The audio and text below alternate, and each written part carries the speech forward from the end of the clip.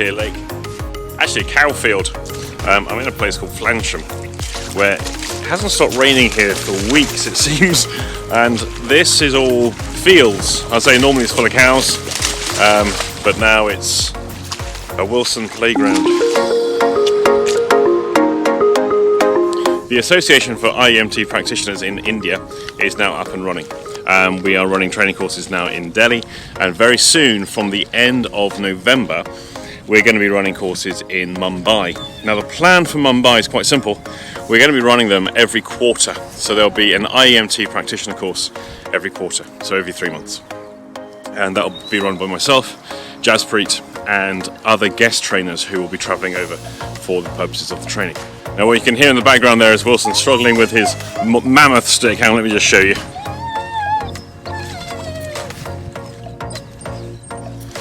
It will keep him busy for hours.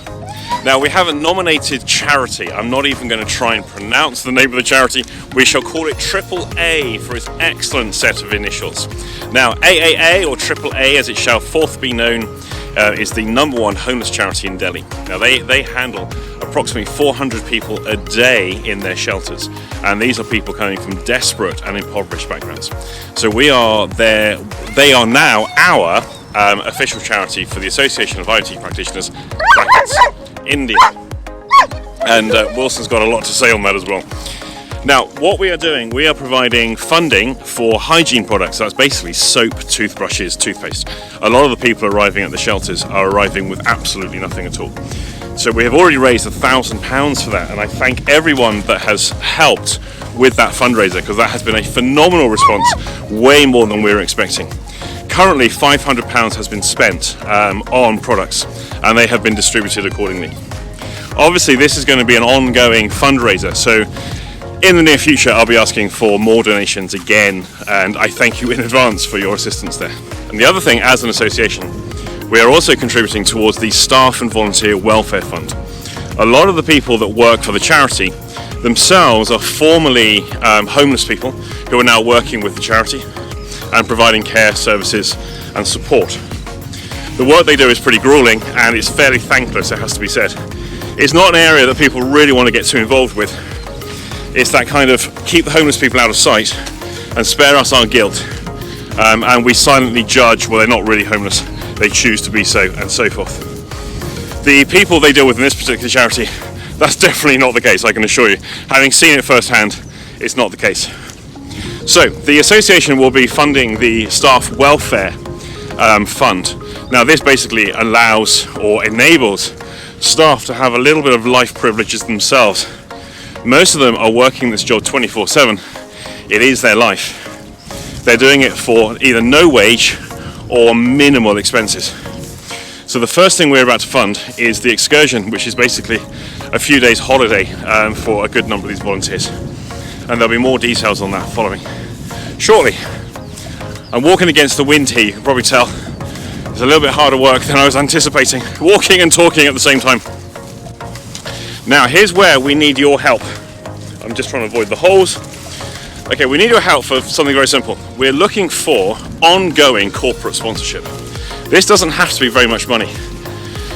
We're trying to raise £1,000 a year for the staff welfare, and that enables us to fund 2 excursions a year for the volunteers. So, on the web page that's going to be linked to this video, there is the donation page, and this is ideally for an annual payment. We're looking for anything, actually, even if it's $1. $1 goes a long way if 100 people gave it. £10, £50, £100, or more as you choose.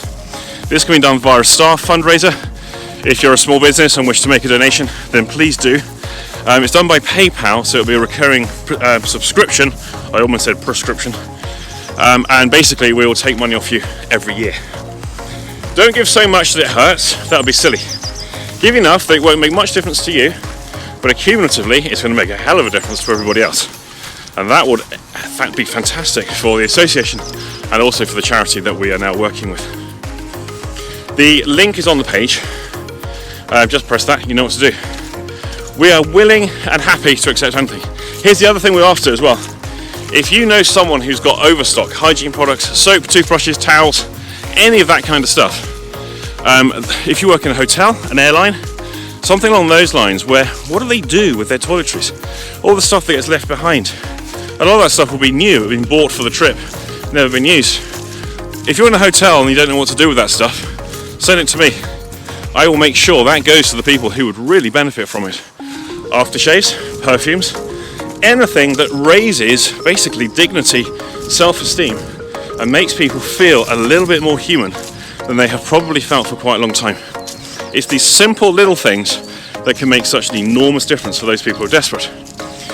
The corporate sponsor thing, so I'm not asking for much, but we are asking if all you can do is share this video and share the link, then please do that. That would be fantastic too. Anything that helps raise awareness, anything that helps raise money, and soap and perfumes and so forth. You know what to do. Links below.